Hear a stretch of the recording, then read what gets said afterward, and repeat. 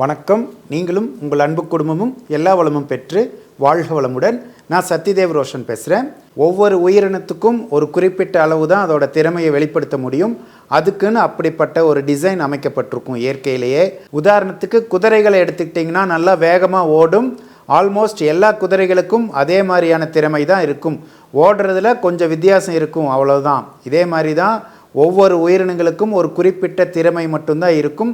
அதனால பல விதமான திறமைகளை வெளிப்படுத்த முடியாது. ஆனால் மனிதர்களுக்குள்ள பார்த்தீங்கன்னா ஒவ்வொரு மனிதனுக்கும் ஒவ்வொரு விதமான திறமைகள் இருக்கும். ஒரே மனிதன் கூட பல விதமான திறமைகளை வெளிப்படுத்த முடியும். நம்ம எல்லாருமே பயன்படுத்திட்டு இருக்கிறது இறை சக்தி தான். இயற்கை எல்லாத்துக்கும் ஒன்று தான். ஒரே மாதிரி சக்தியை தான் பிரபஞ்சம் நமக்கு கொடுத்துட்ருக்கு.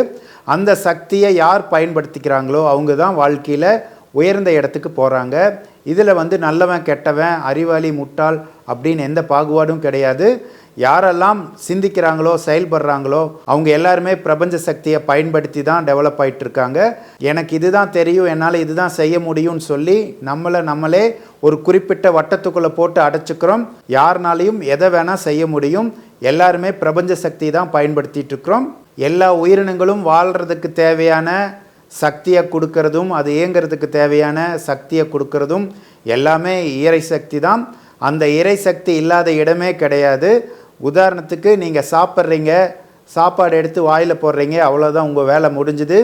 உள்ளுக்குள்ளே போன சாப்பாடை பலவிதமான ரசாயனங்களாக மாற்றி உடலுக்கு தேவையான எல்லா எனர்ஜிகளையும் கன்வெர்ட் பண்ணுறது யார் அப்படின்னா நமக்குள்ளே இருக்கக்கூடிய அந்த இறை சக்தி தான். இறை சக்தி வெளியிலையும் இருக்குது, நமக்குள்ளே இருந்தும் இயங்கிட்டு இருக்கு.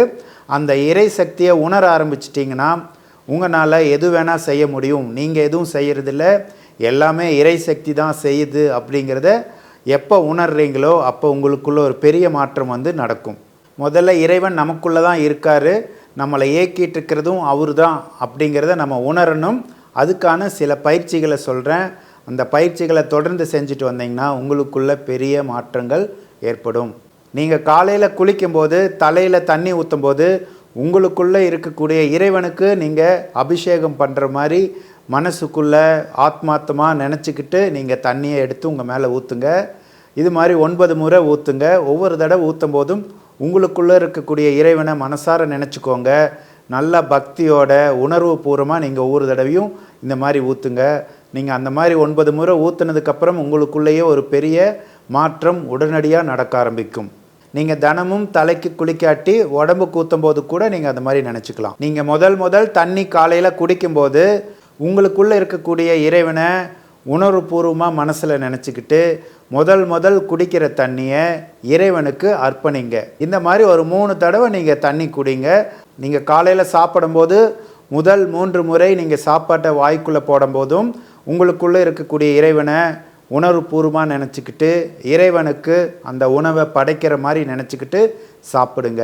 இந்த மாதிரி காலையில் குளிக்கும் போதும் தண்ணி குடிக்கும் போதும் உணவு சாப்பிடும் போதும் நான் சொன்ன பயிற்சிகளை நீங்கள் தொடர்ந்து செஞ்சுட்டு வந்தீங்கன்னா உங்களுக்குள்ள பல நல்ல மாற்றங்கள் படிப்படியாக வர ஆரம்பிக்கும்.